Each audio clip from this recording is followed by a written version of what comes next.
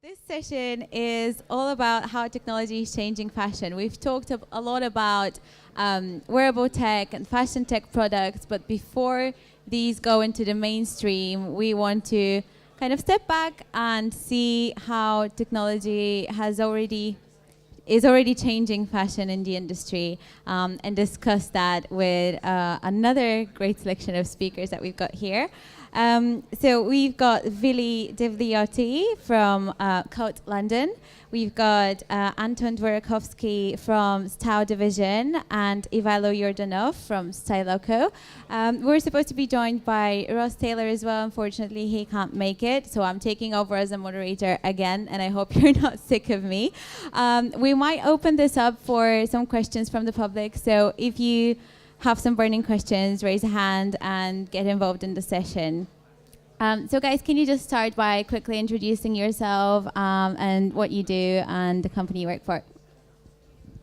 So I guess this works. Hello, everyone. Nice to meet you here. I'm Vili. I'm an account manager and marketing technologist at Cult London. It's a digital communications agency. We work with various fashion and beauty brands, organizing events and working on the convergence of fashion, technology, and digital and social media. Hey guys, my name's Anton. I write for a fashion and lifestyle blog called Style Division, and I also work as a digital marketing consultant for a number of fashion and travel brands. Hi all, I'm Ivailo Jordanov, head of product of Styloko. I work with the product team and the tech team at Styloko on personalizing everybody's shopping experience. Okay, thanks guys. So let's start by discussing how technology has changed fashion in terms of communication. You know, decades ago, with fashion and fashion weeks, only selected few were supposed to go to the fashion shows backstage and report on the latest finds and, you know, what was the newest trends and what was the must-have items after the fashion weeks. Whereas now we can see the power is not only within the hands of the journalists and the press and the media. We've seen a lot of style influencers and bloggers coming to the scene and actually disrupting that industry in their own way and kind of making brands of themselves. What is your what are your thoughts on that, and how do you see that evolving? Because there's been an argument that fashion blogging is rising, and then last couple of years it's like, oh, fashion blogging is just so saturated that it's dying already. It was just a fad. So, thank you for the question. It's really an interesting one. As far as I remember, the first fashion blogging wave started almost 10 years ago. I remember the Style Rookie, the fashion blogger, the 11-year-old one, that was she suddenly opened all the doors for fashion bloggers around the globe to join highly exclusively fashion shows from haute couture brands. And we've seen now that this whole digital wave and digital, not exactly innovation, but you get my point, has brought the democratization, as we call, of fashion brands. Not last but not least, but the most well-known example that we have is Burberry opening up its fashion shows through Periscope. So it's not about keeping exclusivity, but also broadcasting to your niche while managing to keep track of the innovation and make use of all the innovation and the social media channels available, and opening up to new demographics. I mean, that's my thoughts on that. It's really a vast subject, but I think that we are going to see both fashion bloggers diversify from now on in terms of channels usage, and brands as well. So yeah, speaking as a blogger, I'm probably pretty fresh to the industry. But basically, if you don't think of a blog as just somewhere to showcase what you're wearing, if you actually look at it as somewhere to write down your thoughts, like basically meet people who are in the same niche as yourself and find the right audience. So it's basically giving you a blog. Basically gives you a platform to showcase your thoughts and ideas. And as the question, going back to the question, how has this influenced the communication? I think technology has basically made blurred the lines between the people that you want to contact and your audience. It's made it so much easier to basically ask for advice, even to people across, across the sea. Yes, sorry, what was the question? Thoughts going in my head. Do you think the fashion blogging is on the rise or dying, and how do you see like this kind of area evolving as its own industry niche? Well, obviously, like the blog also gives you a voice, so it doesn't have to be all about fashion. You can also find bloggers that literally run an Instagram account just for their pets, and those pets have got like thousands of even hundreds of thousands of followers. So it's literally all about finding a niche and having a communication between the people that obviously love your product and love your tone of voice and love the products that you talk about. When we go back to technology, so technology has always been a bit of a geeky subject. I think Microsoft tried to bring in wearables and bring in clothes that have sensors inside them years and years ago, but it just wasn't feasible. The cost wasn't there, and the price was just way off, and people just didn't want to accept it. Now, when you can have sensors like so little embedded in clothes, you need people that have got the passion for that can then talk about it in a very nice and intricate way. I think what I've been kind of thinking about the blogging market is that I think there's a certain level of fatigue. I think people are looking at blogs now and going, another fashion blog. I think there's just too much. The other problem is that retailers are getting very mixed results because a lot of the blogs actually build up a very big following that's very disengaged. So looking at a blog that's got like 4 million followers, and you kind of think, wow, I'll place an advert on here and I'll have so much visibility, but it's actually not true because people have disengaged because they've gotten bored. The other thing is that a lot of the big bloggers are now very, very commercial. So it's this kind of tight kind of a clique that used to be before, like you follow somebody and you trust their opinion, but now they're so commercial that it's not their opinion anymore, it's the highest bidder that you're actually reading about. So I think that's creating a little bit of a problem. I think the other issue is that actually working with bloggers nowadays is actually more expensive than buying TV advertising. And so I think a lot of people are kind of looking at it going, wait a second, I mean, this is actually gone a little bit out of control. So I do think that there's going to be some level of normalization that we're about to see. I don't think that blogging is going away, but I do think that there's going to be some cleaning up and consolidation going on. Do you work with bloggers at Styloko? Yeah, we work with some bloggers. We don't do it as a kind of a continuous thing, but often we would do something with bloggers. However, it's not something that we have as a continuous line in our sort of marketing spend. How do you, can you share how do you track the effectiveness of working with influencers? Yeah, so we're very data driven, so we track absolutely everything. We track, anything from people they send to our site or people they get to download the app, every mention, every re-mention, everything like that. So the most important thing for us is to actually understand the overall gain that we're getting. And sometimes it's not just about clicks, it's about getting your name seen. Sometimes you'd get a blogger that would be willing to sort of talk about you but not link to your site. So then it's looking how many people are searching Google for your site and things like that. So we track absolutely everything, and we very quickly can see what actually makes sense in terms of a future engagement and what doesn't at all. Okay. And Anton, can you share something about how brands are approaching bloggers or how bloggers are approaching brands? Because we've seen that both ways with different scale of influencers. So basically, I try to stay away from approaching brands directly. I'm not sure if it's the right methodology, but I find it a little bit crude if I approach and say, can I have some stuff for free, or I'll write a bed review unless you send me some free stuff, because I know a lot of bloggers that do that kind of stuff. But as Chrissy said, like, that market is shrinking because obviously anyone can start a blog. You can literally do it this afternoon in your lunch break and just jot down a few thoughts. But it's moving on. It's working with brands and it's writing with passion. It's writing about what you're interested in rather than what brands want you to talk about. So there's always like a tug of war between what brands want you to write about their product, and obviously it's your blog. It's kind of like your personal space that you are quite protective over.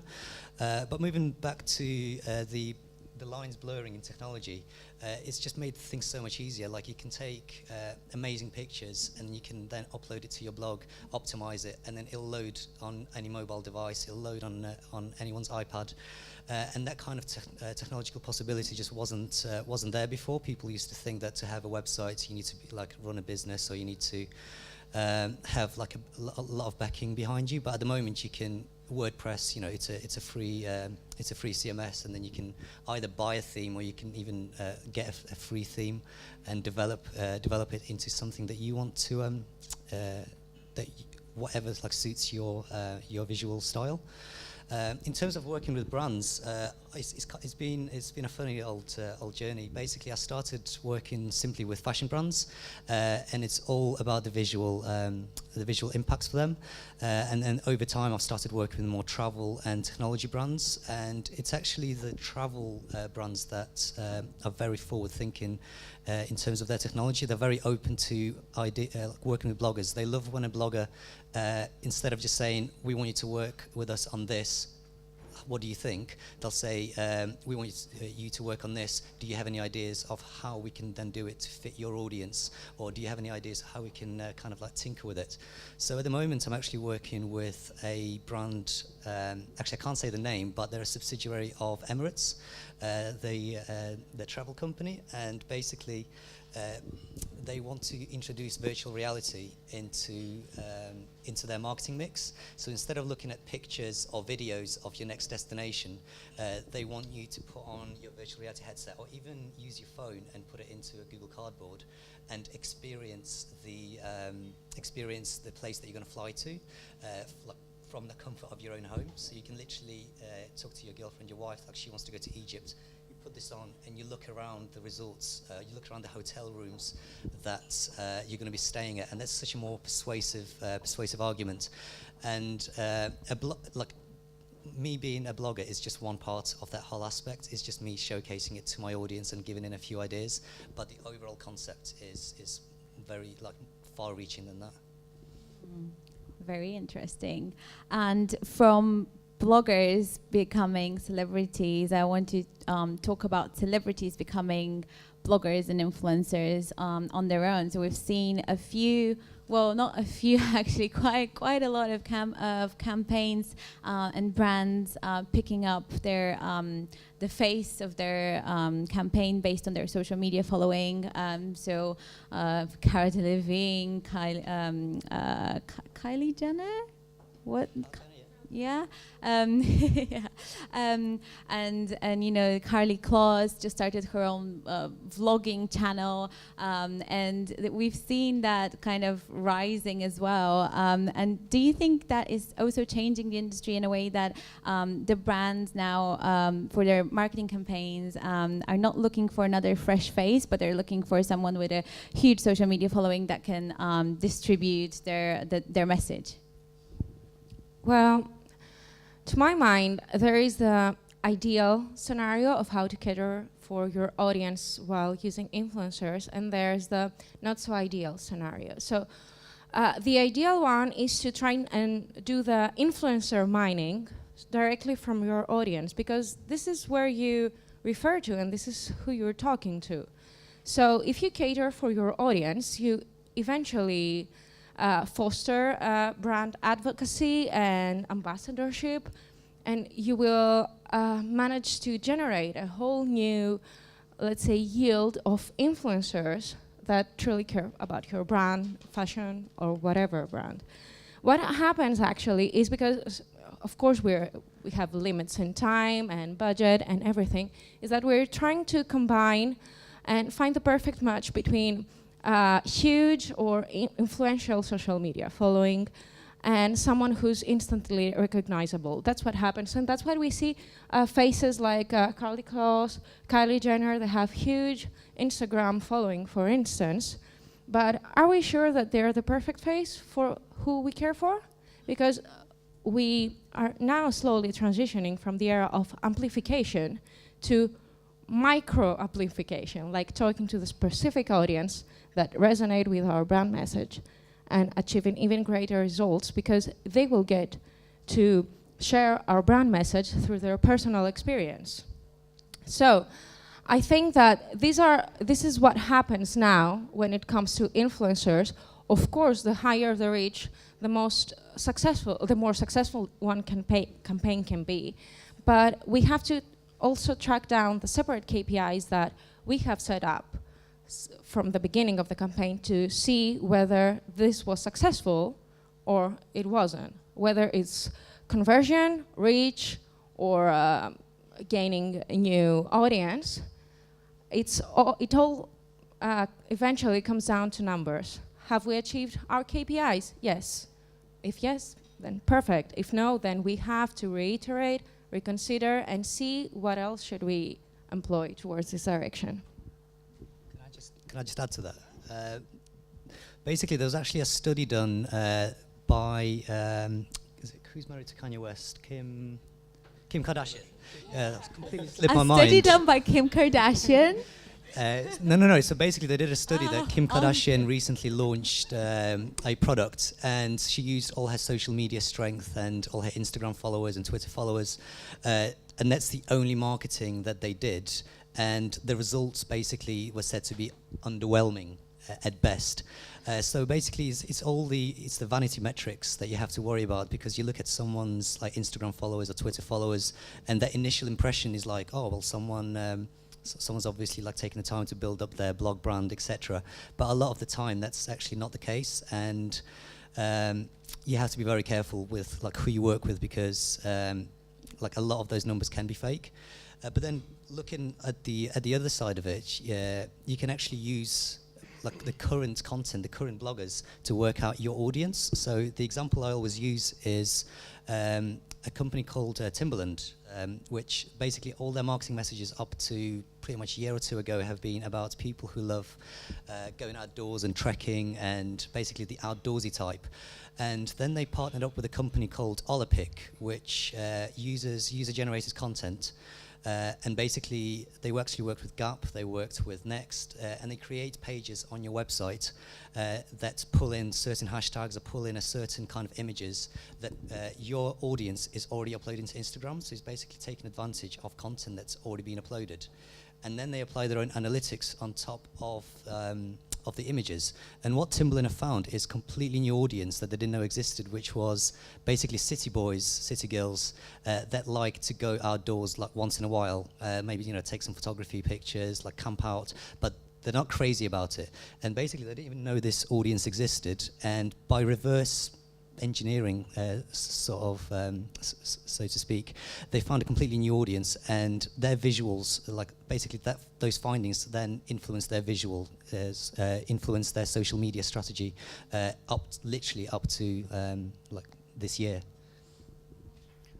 Just to kind of add to that, I think we've seen a lot of cases where A-listers have launched different companies, not just in fashion, but lots of different companies, and you think, wow, somebody with like a 12 million following, like an Ashton Kutcher or something, he should be able to just snap his fingers and get like a million users overnight. But it's not the case, and it's quite apparent that actually the bigger the audience doesn't actually immediately mean the bigger the engagement, and therefore we've certainly seen, not necessarily through our experience, but talking to other people in the industry, that often you get much better engagement from somebody with a smaller audience that's been kind of built up and there's a lot of trust there, than somebody that just everybody follows because they've seen them on TV and then they've heard about them and they've seen their magazine cover and stuff like that. So I think it's important to actually understand the audience and measure everything and sort of not just broadcast to the bigger number. So we touched on platforms and how do you democratize fashion communication, and I want to talk about video now and live stream, because we mentioned that like Burberry, Topshop, they've started live streaming their catwalks, and now you can also instantly buy their looks straight away or pre-order them. So my question is, does that whole democratization of fashion and kind of opening it up to everyone makes it boring because it used to be such an exclusive industry, only for the selected few, and now it's like everyone can have access to it. Well, to be honest, I think that live streaming is still a relatively untapped field. I think the adoption rates are not really large at this stage. We will have to see how it unveils, because I know that there have been some sort of like secret war between the two major live streaming platforms right now. I talk about Meerkat and Periscope, to be more precise. We will have to see how their offering will be shaped, how they will look like in a couple of months from now, to see if they will add more integration or more features. And I think that, in my opinion right now, I feel that many brands lean towards live streaming, but it's more out of curiosity. I think that many times there's not a clear strategic plan that says, look, there's this audience here and we need to reach out to them, so let's do live streaming. It's still mostly out of curiosity and not fear of missing out, but fear of not being first. So we will see how it will unroll and roll out within the next few months. And hopefully, I'm quite optimistic that we will see some brilliant campaigns going on there. Let's not forget that live streaming platforms right now are mostly based on ephemerality. That means that you watch what's happening right now, but it will not be there in the next couple of hours or the next couple of days. So this, per se, is an exclusivity factor. Let's see how brands will take advantage of it.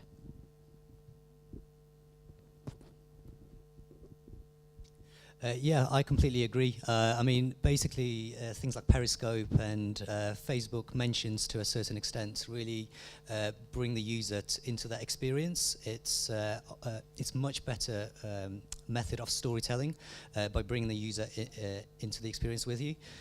Basically, if you look at a professionally shot video, it might appeal to like your visual stimulus, or it might make you smile or happy, but it doesn't have that personal touch to it, which is what a lot of brands are doing at the moment. They want to bring users into the experience and actually make them feel like, if, let's say, how many of you use Snapchat, and to actually do a video of yourself or a video of you on holiday, rather than just sending someone a picture, because you want them to experience those 10 seconds, those 5 seconds with you, even though it's not physically possible. We're getting closer and closer to that stage. I mean, like, I keep going back to VR, but I was at an event last week, and they basically showed me this amazing technology where it's a full hand glove, and someone on the other side of the room did this, and then I felt them touch me on the other side of the room, and it's very difficult to describe the experience, but once you take that to the next level where you can actually bring people in to a live event, like I know Topman did, like Fashion Week, that you can stream live through virtual reality headset, that's kind of the next stage, and it's very difficult to describe in words, but once you kind of tried it, it's you can tell it's the future. I think on fashion show live streaming, what I'll say is that unfortunately at the moment it's just not actionable enough for your normal consumer, because they will look at the show and they'll go, okay, I want to buy that, but you can't buy that for another 6 months, and by the time you can, you've probably forgotten because you haven't exactly taken screenshots of everything you want to buy. And so I think that's really sort of a slightly frustrating point, because I mean, if you're really into your fashion, then you enjoy it, absolutely.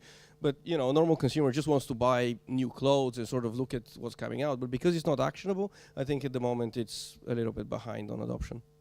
There are some platforms that do that. Like you can be watching the live stream and you can click on a look that you like, and then they save it to you, and then they send you an email, and then okay. So it's a bit lengthy process, but there is an option. I think also, yeah, it's a bit like it's a new emerging trend now, but we'll see where it's gonna take, if it's gonna take off or not.